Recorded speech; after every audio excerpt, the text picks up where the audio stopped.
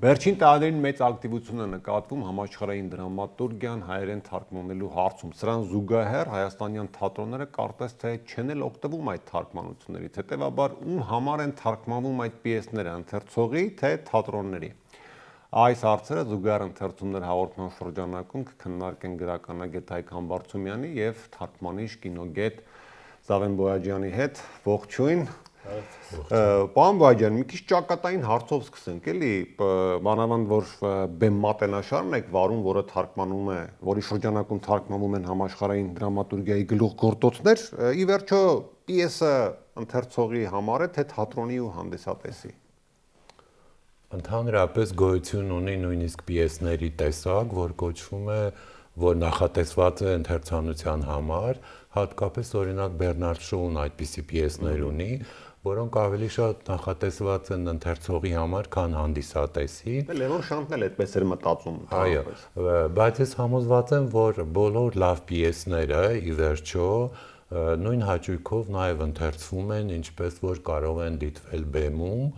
կամ ինչպես որ կարող են բեմադրվել, նույնքան էլ հետաքրքիր են ընթերցանության համար։ Ես անձամբ օրինակ դրամատուրգիայի մոլի ընթերցող եմ դեռ շատ վաղ պատանեկան տարիքից։ Այս մատենաշարն էլ երևի իմ ամենանվիրական, այդպես գրական ծրագրերից մեկն է, որ ես շատ ուրախ եմ, որ հաջողվեց իրականացնել, որտեղ ներկա Հայաստանի պայմաններում դրամատուրգիա տպագրել, դա ինքնին հասկանալի է, որ բնավ շահութաբեր գործ չէ, մանավանդ որ դա էլ ասեմ, որ իդեպ ամենաքիչ հետաքրքրություն այս մատենաշարի նկատմամբ ցուցաբերում են թատերական շրջանակները։ Մյուս հարցը իհարկե ընթերցողի մասին խոսեցինք, բայց հենց թատերական կինո շրջանակները ուսանողներ կան, ի վերջո դերասաններ, ֆիլմեր են նկարահանում, սերիալներ, ներկայացումներ են իհարկե լինում մեր թատրոններում, որքանով է հենց այդ կողմի այդ նպատակին ծառայում պիեսների թարգմանությունը եւ այս մատենաշարի եւ մյուս հրատարակչությունների ուրեմն այս ձեռնարկած նախագծերը հասնում է այդ հասցեատերին, այսպես ասած, եւ որքանով է այդ հասցեատերը մասնագետ շահագրգռված, որպեսզի այս գրքերը հասնեն իրեն։ Դատելով ինձ հանդիպած արձագանքներից, որոնք ասենք արտացոլվում են Facebook-ում կամ իրական կյանքում, շատ քիչ մարդիկ կան թատերական կամ կինոաշխարհից, որոնք հետաքրքրվում են այս մատենաշարով, երևմատների վրա հաշված մարդիկ, բայց ես դրա բացատրությունը ինձ համար ունեմ եւ կարծում եմ, որ հիմնական պատճառը դեռևս այն մեծ իներցիան է, որով ապրում է մեր թատերական եւ կինոաշխարհը, դա հորի ավանդույթ է եւ վաղեմի այդպես պատմություն ունեցող եւ ես գիտեմ, որ բավականաչափ շփումներ ունեմ այդ աշխարհների հետ, այսպես ասեմ, եւ գիտեմ, որ որքան էլ պարադոքսալ է, ընթերցասեր, հետաքրքրասեր մարդիկ այնտեղ քիչ են, նույնիսկ հազվադեպ են պատահում եւ տարօրինակ է, բայց դրամատուրգիան ուղղակի անիմաստ է դրա մասին, խոսել ենքան քրեստոնեական ճշմարտությունը, թե ինչքան կարևոր է լավ թատրոնի համար, մանավանդ մեր ժամանակներում, երբ ամեն ինչ բեմադրվում է, հազար ու մի բան կա եւ այլն, եւ այդ լավ դրամատուրգիայի պահանջը կարծես թե այնքան առաջնահերթ խնդիր է, որ դրա մասին նույնիսկ իմաստ չունի խոսել, բայց մեր թատրոններում կարծես այդպես չեն մտածում, որովհետև դատելով խաղացանկերից շատ են պատահական գործերը։ Այ դա էլ է շատ կավ, էլի, պարոն Բոյաջյան։ Տեսեք, եթե գնանք եւ փորձենք մեր թատրոնների խաղացանկը նայել, այնպես չի, որ հատկապես վերջին տարիներին կարող ենք դժգոհել ինչ որ հին բաներ են անընդհատ բեմադրում, տեսնում ես, որ նոր հեղինակներ կան, նոր պիեսներ կան, չէ՞։ Գուցե մեր հրատարակչություններն ու թարգմանիչներն են վրիպում, օրինակ Պիրանդելո անեն, Արտուր Միլտեր անեն, այն դեպքում, երբ որ կարելի է ուրիշ հեղինակ անել, օրինակ այստեղ Գարսիա Լորկայի պիեսները այսօր բեմադրության առումով կան, վերջերս հրատարակվեցին Սառա Քեյնի պիեսները, ես ընթերցել եմ բեմադրության առումով դաժանագույն ինչ որ բաներ են։ Գուցե սխալ ենք ընտրում հրատարակիչներով, թարգմանիչներով, դրամատուրգների եւ պիեսները գուցե հաշվի չեն կառնում մեր թատրոնների կարողությունները, ֆինանսական հնարավորությունները, ինչու՞ չէ։ Դե կուզեի այստեղ նշել, որ ընդհանրապես այս մատենաշարը լույս է տեսնում որոշակի նկատի ունեմ, որ ծրագրվել է, խացվել է եւ իրականացվում է։ Մյուս հրատարակիչները բայց այնքան բարձ չի ներողություն, օրինակ նույն Արթուր Միլլերը կամ Ֆլորիան Զելերը, որը շատ հայտնի ժամանակակից հեղինակ է, Օսկար ստացավ նույնիսկ, ել չեմ ասում, չգիտեմ, Ժասմինա Ռեզա, որ թարգմանվել է, դրանք այդքան էլ կարծում եմ կամ ոչ բոլորն են բարդ իրականացնելու։ Այստեղ խնդիրը զուտ ծանոթության հարց է, բայց նաև բեմադրվում են, այստեղ մի բան էլ ավելացնեմ, օրինակ նույն Սաթե Հակոբյանը, որը թարգմանել է Զելեր, Արթուր Միլլեր, Արթուր Ադամով, ինքը դերասանուհի, ռեժիսոր նաև, ինքը ուրեմն նաև բեմադրում է, բայց դա չի տարածվում, այսինքն այդ մարդը տեսնի եւ գնա վերցնի բեմադրի այս գործը։ Հա, ըստ էության հետաքրքրությունը շատ նվազ է։ Այդ հետաքրքրությունը քիչ է եւ մեր թատրոնները հիմնականում անհասկանալի է թե ինչ շրջանակներում են պատտվում, ինչպես է կայանում պիեսների ընտրությունը, ովքեր են այդ գործերը թարգմանում։ Ես գիտեմ, որ մինչեւ հիմա այդ միջնորդ լեզվից թարգմանելու արատավոր պրակտիկան 99%-ով այդպես ընդունված է, ինչպես եղել է, այդպես էլ շարունակվում է եւ այդտեղ կարեւոր եմ համարում նաեւ չեմ ուզում այդ մարդկանց վիրավորել, բայց այդպես անգիտության պահել կա, այսինքն իրենք ծանոթ չեն ոչ դասական դրամատուրգիային, ոչ ժամանակակից դրամատուրգիային։ Դրա համար օրինակ այս բեմատենաշարը երբ որ ծրագրում էինք, հիմնականում կոնկրետ ես մտածում էի, որ ավելի շատ պիտի շեշտադրվի 20-րդ դարի հատկապես եւ 21-րդ դարի դրամատուրգիան, որպես ժամանակակից թատերական խաղացանքի համար անհրաժեշտ ինչ-որ մի բաղադրատ մաս, բայց դեռ պատանեկան տարիներից գիտեմ, որ մենք ընդհանրապես դրամատուրգիայի թարգմանության առումով շատ աղքատիկ վիճակում ենք եւ նույնիսկ ասենք դասական հեղինակներ, օրինակ ամոթալի է, բայց մինչեւ հիմա Բեռնարդ Շոուից ոչ մի պիես հայերեն թարգմանված։ Բայց հաստատ բեմադրված կլինեն մերոնք։ Բեմադրված ես հիշում եմ իմ պատանության տարիներին երևի կամ երիտասարդության դրամատիկական թատրոնում ցուցադրվում էր շոուի ամենապակաս, ամենաքիչ հայտնի գործերից մեկը Շոկոլադ ուտող զինվորը։ Դրանից հետո ես շոուի որևէ պիես, նա տասնյակ պիեսներ ունի եւ շատ կարեւոր գործեր, դրանից հետո ոչ բեմադրություն եմ տեսել շոուից, ոչ էլ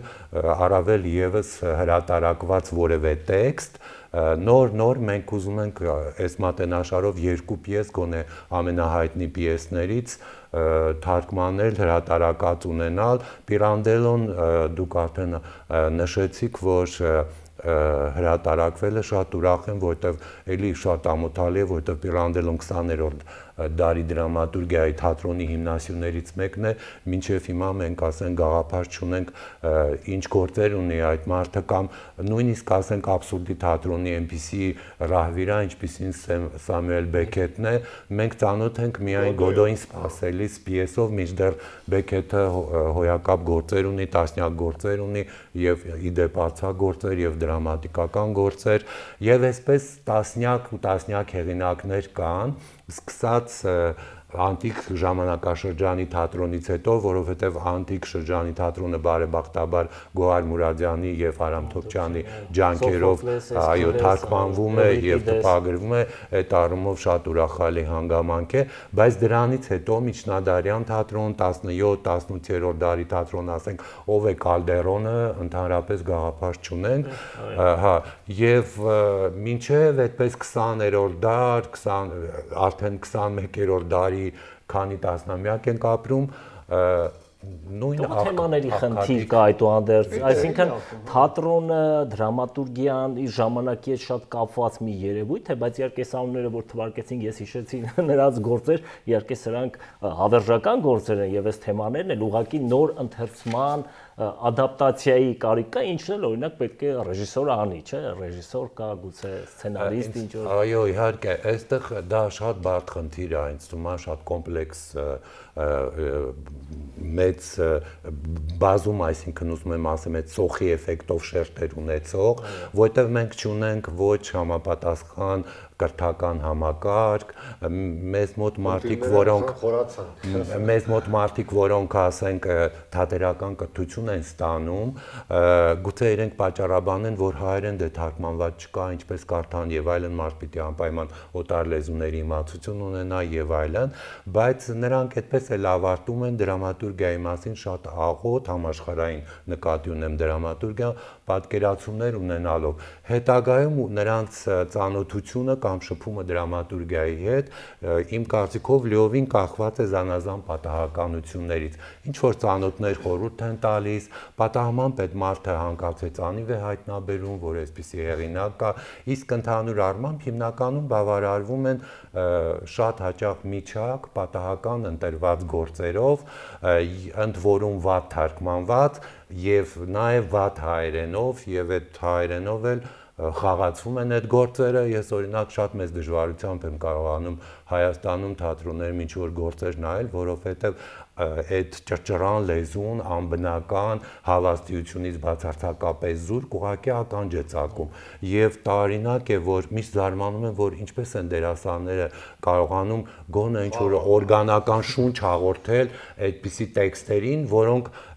նաեւ այնքան սիրողական մակարդակով են թարգմանված, որ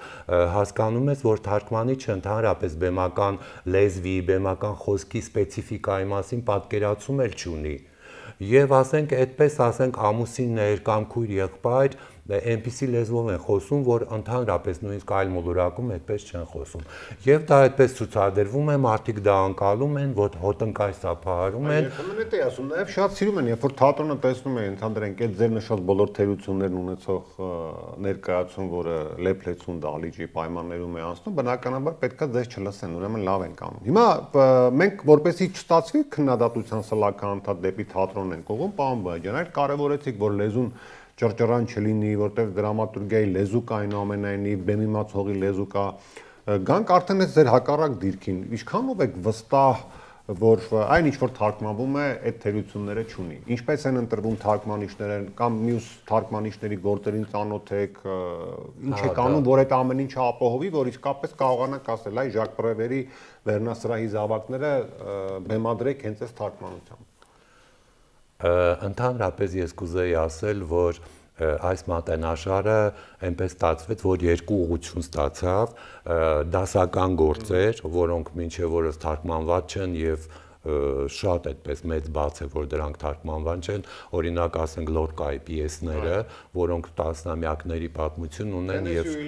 այո, շատ ցավալի է, որ գոյություն չունեն, Թենեսի Ուիլյամս, Յուջին Օնիլ, Էդուարդ Օլբի, ոչինչ չունենք մենք թարգմանած կամ ինչ որ հատուկենտ բաներ էլի հենց սովետական տարիներին 1-2 պատահում են եւ ուզում եի նշել որ իսկ մյուս ուղղությունը ուրեմն ժամանակակից դրամատուրգիա դրա մեջ ես տեղավորում եմ երևի ավելի շուտ ասեմ արդի դրամատուրգիա մի քիչ այդպես լայն ժամանակային շրջանակներով 20-րդ դարի դրամատուրգիա եւ մեր ժամանակների մեր օրերի ավելի շատ այստեղ խնդիրը ավելի բարդ է այն առումով որ ես օրինակ որպես մատենաշարի խմբագիր այդպես շատ նպատակասլաց ձևով աշխատում եմ որ մենք կարողանանք բեմական խոսքի արտահայտ միջոցների նոր որակ, նոր մակարդակ բերել մեր թատրոն եւ ինչքան հնարավոր է տեքստերը լինեն օրգանական հայերենով, լինեն բնական հայերենով, մարդկային լեզվով, ոչ թե ինչ որ ասենք այնպիսի լեզվով, որով ընդհանրապես աշխարհում ոչ ոք չի խոսում, որովհետև տարական առումով ինչպես ասենք գրական հերոսները, այնպես էլ թատերական գործերում հերոսները հավաստիության խնդիր կա, որ պիտի տպավորիչ լինեն, հավաստի լինեն, հավատաց նրանց կենթանությանը, որ իրական կյանքում կարող են հանդիպել այդպիսի մարդիկ եւ այլն, հուսով եմ սրա այս մասին երկար ծավալվելու կարիք չկա, որովհետեւ ինքնին հասկանալի է։ Եվ այս մատենաշարը ես առաջին հերթին կարևորում եմ դրանով, որ փորձում է այդ արդեն գոյություն ունեցող կլիշեների, ստերեոտիպերի, այդ տասնամյակների վաղեմության ծովում ներկայացնել տեքստեր, որոնք ավելի բնական են հնչում, ավելի մարդկային են եւ բեմադրվելու, խաղալու համար շատ ավելի հեշտ են։ Բայց ինձ